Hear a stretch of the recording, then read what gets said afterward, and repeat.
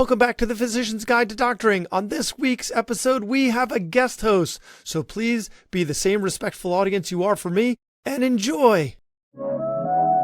Recruiters calling or texting you nonstop? Want to find the right job without exposing your personal info? Need tools to manage your search all for free? In every industry, there comes a moment when innovation challenges the status quo, ushering in a new era of possibilities. Beginly gets it. They get us. Their platform anonymously matches you with jobs that suit you until you decide to share your info. Customize your job search based on economic factors like salary or cost of living, or non-economic factors like location or nearby stadiums or airports. And their algorithm does the rest, all for free. Ready to find your perfect job? Visit beginlyhealth.com/doctoring. Powered by preference, connected by passion. Hello, and welcome to another episode of the Physician's Guide to Doctoring. In today's episode, seasoned large hospital physician recruiter Jennifer Kambies shares valuable insights on communication best practices during the recruitment process, what to do if you're uncomfortable seeking references from your current place of employment, and other negotiation tips. So, listen in. Hey, this is Brad Block, host of the Physician's Guide to Doctoring. This is a personal and professional development podcast for physicians where we have experts on the show that try to teach us everything we should have been learning while we were memorizing Krebs cycle. For today's episode, I am your host, Dr. Amna Shabbir, and I'm very excited to introduce our guest, Jennifer Kambies, Director, Special Initiatives at the Cleveland Clinic. Today, we will get her expert insights into the world of physician recruitment. Jen has been working as an in-house staff physician recruiter since 2004. She obtained her bachelor's degree in healthcare administration from Ohio University in 2002 and an MBA with a healthcare management focus from Regis University in 2008. Jen manages the recruitment process for several specialties. Additionally, she has oversight of the resident and fellow initiatives, which offer career support services to trainees as they enter the workforce, diversity recruitment activity for professional staff. She also manages the department metrics and other strategic projects for her department. And we're really excited she's here with us today. So, Jen, thank you for joining us, and I'm going to dive straight in. Communicating appropriately is critical during the negotiation recruitment process. And so I am very curious to know your expert insight into what are the best practices to communicate and negotiate with organizations during the recruitment process. Thanks, Amna. I'm so excited to be here and share some interesting pearls with you all today. So I think, the biggest point is to know your point of contact and who the appropriate person is to be having these conversations and negotiating with. I think, a lot of times communication is hard when you're busy in your residency or fellowship. So, really important to be responsive to the requests of your future employer. Things like negotiating are very sensitive topics. This is best handled if it's done by phone or a virtual meeting. If a face-to-face is possible at all, that's an ideal situation. However, a lot of times you're doing a national search and might be looking to relocate, so it's really important. And then I think when you do dive into those conversations and negotiating, it's really important to know what you want and know what's essential for job satisfaction. As you're going through your interview process, taking some time to think about your career goals, important to you and your family if you're relocating, and being honest and upfront about those things and transparent with your potential employer is really an important part of this process. Also with negotiating, it's a process that you're going through to develop a win-win. You're joining this new practice and you want to start off on a great foot. So think about what you can bring to the table as you're asking for things that's also a benefit to your potential employer. So I think, those things are really important.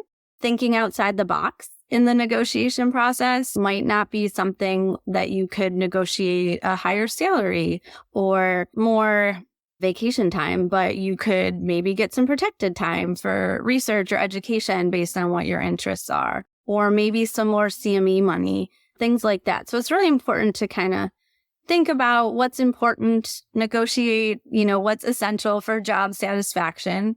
and, what you can bring to the practice. Those would be the items that I would recommend focusing on as you enter into your job search and negotiation process. So the main thing that I'm hearing, first of all, is for one to know what you want. As you're starting this process, and I work with a lot of early career physicians, a lot of residents and fellows that are just starting out their jobs, and then also physicians that are transitioning. So when you don't know what you want in the first place, and we're just kind of throwing around our CV, seeing what works, it's really important to first key in that part. The second thing you mentioned is the clarity and transparency. And a lot of questions that I get from my clients that are in this process is email, phone call, when, what. So as somebody who works in a large organization and has had this huge experience, you're recommending phone would be better. I would love to pick your brain a little bit more. Like, let's imagine that we have candidate A, and candidate A has applied, and they're interested in your organization. And after interview process is done and they've had an offer placed to them, they want to tweak things around a little bit. And they have some things they would potentially want to negotiate. What would be, like you said, a win-win way to approach it? Should they first reach out to you by email, reach out to somebody in the department by email with whom they interviewed, and then set up a phone call? Just a little bit more. Yeah, absolutely. So I think, based on the organization, it's going to vary. We have our department chairs sending out offers, so that would be the appropriate point of contact. In most cases, that's what I've seen in my experience from other organizations as well. So I think an initial email, to the person who's extending the offer would be the appropriate, point of contact to start with, and ask them, can we schedule a call? I have some items I'd like to discuss with you. I mean, I think everyone expects a candidate to negotiate their contract, so I don't think it will come as a surprise. But I think reaching out and then setting up a designated time. We're talking about very busy physicians, and so they can give their attention to you as well during that time. And so make sure as you go into that, you've done your homework, right? You've thought about what's really important to you. You have your key items you want to negotiate. You have ample support to back those up, right? Why are you asking what you're asking for? So do some homework, make sure the information you're gathering is accurate, it's from a reputable source. I know a lot of times you want to negotiate compensation, and that's, you can find a lot online. However, you got to really dig into where it's coming from, because you really want to make sure it's a reputable source and not just any website.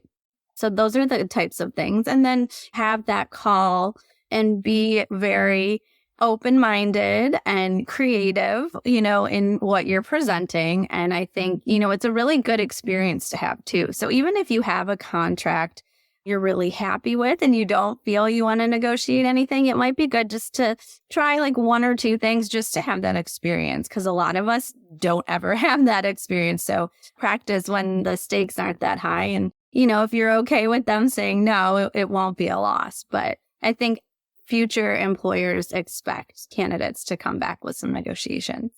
I really want to highlight that, because that's not what the candidates are hearing, especially the ones that are starting out in their first jobs. And as you have probably seen with the recent MGMA data coming out, that early career physicians with their first job are leaving in the first 2 years. When I tell someone, and even as you say it, I'm trying to imagine myself talking to a chair of medicine who has sent a letter, it can be very intimidating.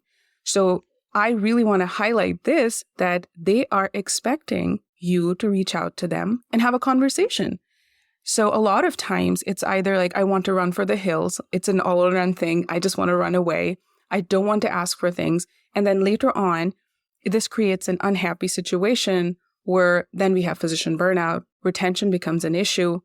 And like you're saying, even if there's nothing overtly, you can still ask. You can still ask for something that would allow you to practice medicine fully. And if not nothing, it's important to know that they're expecting this and to normalize this experience, because most often what I hear is negotiate is a really bad word. And like, why would you negotiate? Well, and I think, there's different amounts of leverage you have based on what type of practice you're going into.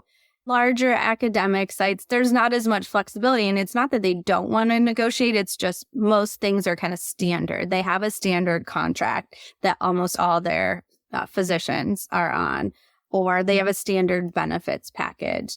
And so there's not as much just leverage there. Private practice, there's a lot more flexibility and, discussion that can happen within a smaller group. So just something to be mindful of when you do start the negotiations. I did like when you had earlier mentioned the creative part. So even with, and I would love your thoughts on this, even with a larger organization and those standard contracts, I am optimistic that if one is creative and approaches something with a lens of like, here's what I bring, and is there room? So I don't know. I feel there's always room. Yeah, I mean, sometimes there's not, but it could also be a future state to work towards, right? Many times we have candidates who want an academic role and they want protected time. Two parts to that. You do have to prove yourself to get that. Usually you're not getting a lot of that right out of residency or fellowship. Or know that right now we don't have anything, but these are the roles that are available. And if something were to become available, we'd be happy to consider you for that. So it's really important, again, back to transparency, that your future employer knows what your career goals are and they can kind of have you on their radar for those roles if they become available. Now, that's really good to know as well, because if you're thinking of all these things and you're thinking in a more dejected, kind of exhausted way, fine, I'll take it. But when you communicate, the energy shifts as well. Okay, maybe it's a not now, but when something gets available, I can definitely use it. Shifting gears just a little bit, a point of agony that has come up recently with some of my clients has been references. As physicians approach these, and so I'll give you two examples. One is somebody who's seasoned, who might have worked in a practice for a long period of time and is now switching jobs from practice B, where they were for a shorter time period. And the employer where they're wanting to go to is asking for references in the time frame that would land in the place where they are right now, and they feel uncomfortable asking for references in that situation from their current peers. They still have, maybe can find one ally that they can confide that they are looking for a job. Another situation would be an excellent, phenomenal resident or fellow starts a job at another institute, and for whatever reasons, things don't work out. And a lot of that, we all know that organization culture varies vastly. And now they're trying to find another job, or they're approached by somebody and they're asking for references. But again, those references, it's uncomfortable to ask from those situations. I would love to hear your thoughts surrounding that. What are you looking for? And just maybe, are there any tones of hope that we can add to this? And I think you're going to recognize a common theme in my response. Transparency is key.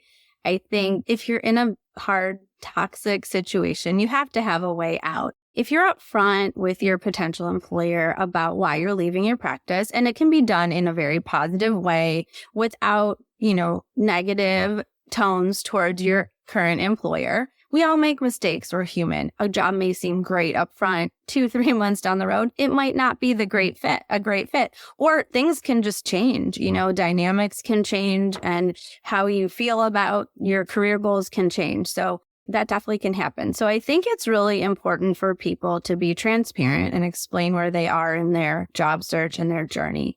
Working with your future employer can be a great way to handle this situation. Let them know, how you feel about asking for references. It is something that is important and it's typically part of every process. However, I think you can work with your potential employer and work out a plan that everyone's satisfied with.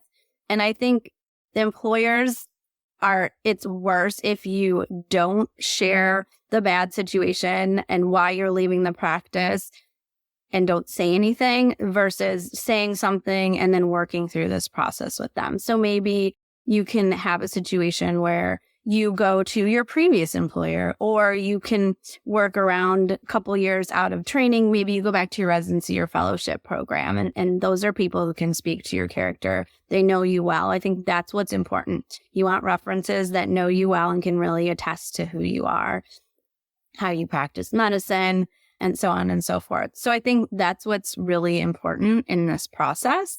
Maybe too, there could be flexibility. You could get an offer extended, so you can review, know that it's something you're willing to accept, and then initiate the reference check. I know a lot of times with more established physicians that have been working, they don't want to let their employer know they're leaving until they have an offer. Working through that process with your potential employer can be really helpful. And I wouldn't worry so much. I think, if you can share what's going on, people have been in your situation.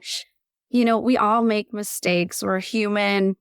We may pick the wrong practice, and it's okay. Like I said, things can change, and we have to get out of that. We have to have an opportunity to move forward. So flexibility and transparency in those conversations. Leaving a medical practice with is your challenging. future employer will be really There can be important reimbursement changes, to get you on the referral right track. slowdowns, staff turnover, or drama.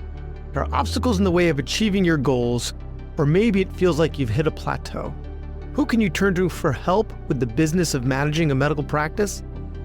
The Physician Growth Accelerator, a private practice partner that helps you uncover and overcome constraints in your practice. They will check your business vitals, identify the root cause of what's restricting your growth, prescribe what to do about it, and help you achieve it, just like we do with our patients. Imagine your practice, where stress is reduced, profits increase, and both patients and staff, and you are happier. They've been making that vision a reality for over a decade. Isn't it time your practice thrived? Discover how at physiciangrowthaccelerator.com.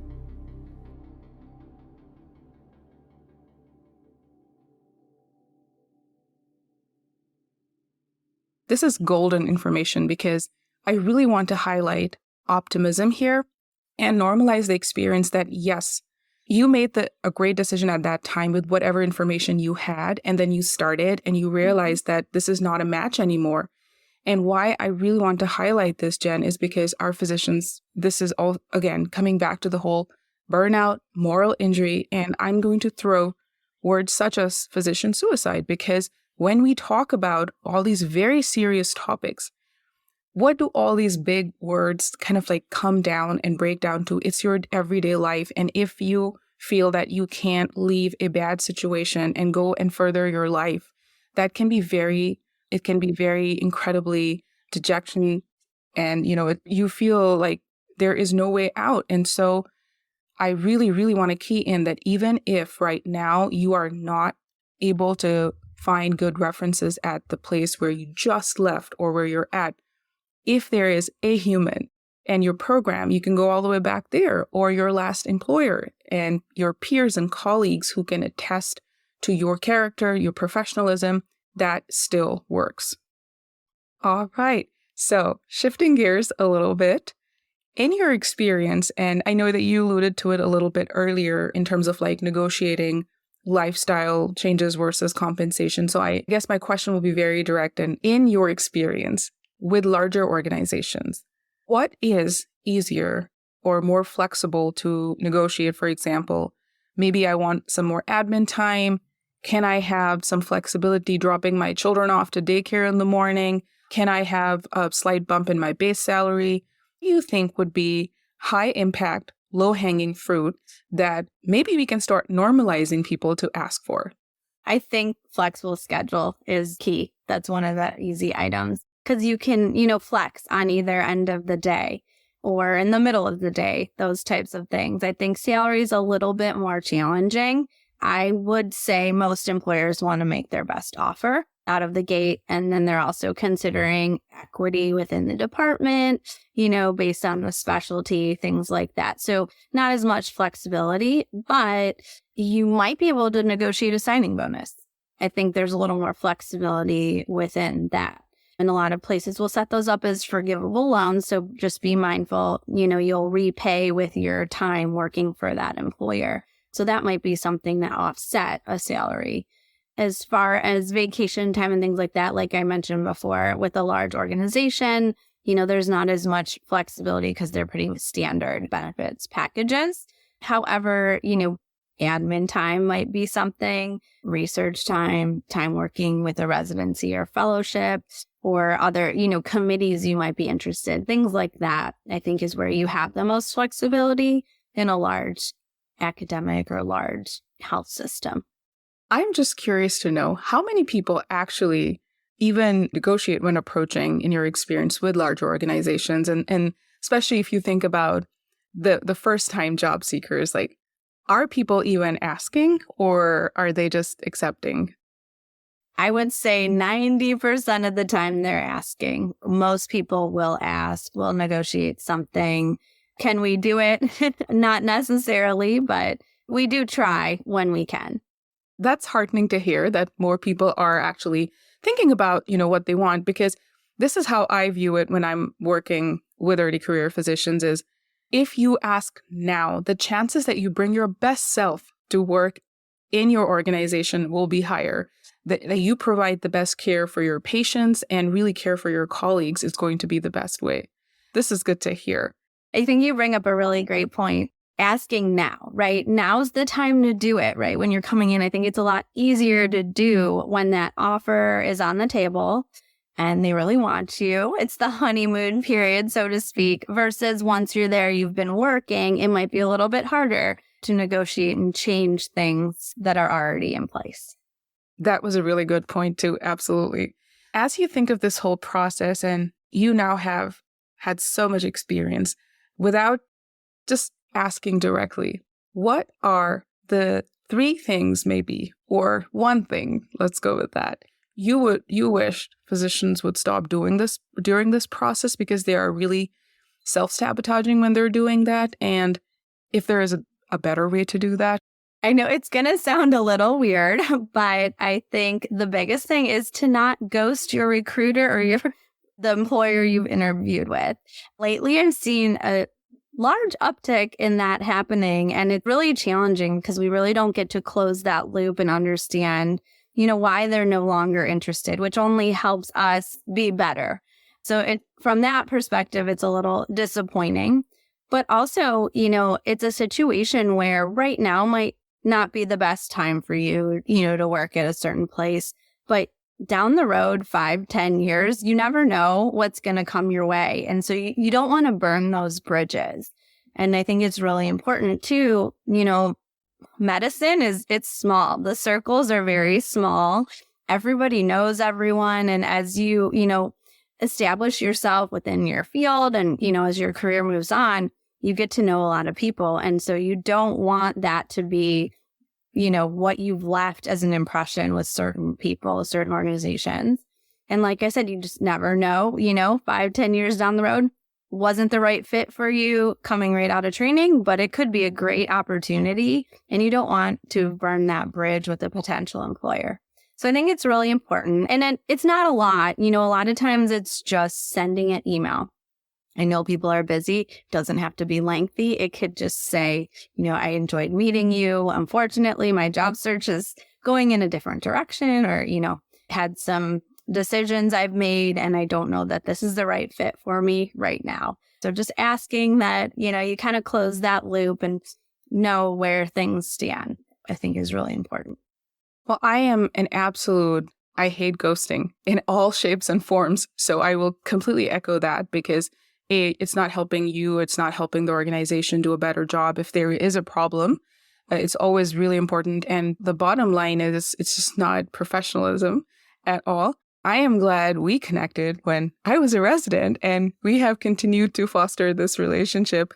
And even in my processes, anytime I've had contact with a recruiter, it's really funny because have stayed in contact with a lot, because I think it comes to the point where you're just growing. Even if you're growing your personal brand, that's who you are, how you show up in spaces.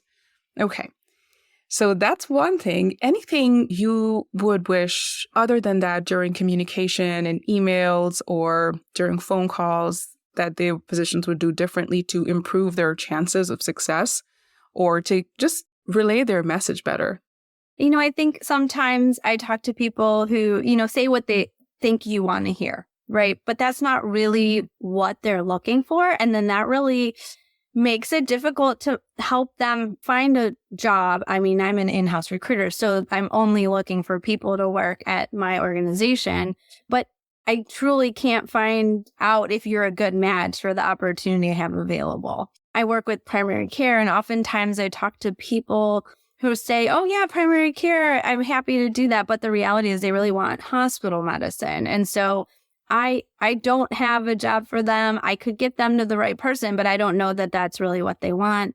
And then along, as we move through the interview process, a lot of times this comes up in conversation with the department chair, other interviewers, and it's really challenging to navigate from there. And I'm like, that's not what I was told. Otherwise, I would have moved them through the process in a different manner. So I think, knowing what you want and sharing that with the recruiter up front kind of gets back to reflecting on your career goals and things like that. But not just telling the recruiter what they want to hear, I think is really important. Okay. Clarity. Know what you want, communicate what you want, and not what you think the other person wants to hear, because eventually you're not helping yourself with the whole process. As we wrap up, what are your takeaways, any advice you want to give to physicians and thinking about early career physicians as well as physicians at large? Just good recommendations from you. I think, like we talked about transparency, knowing, what your career goals are. But I think the last thing I want to, say is do your homework, right?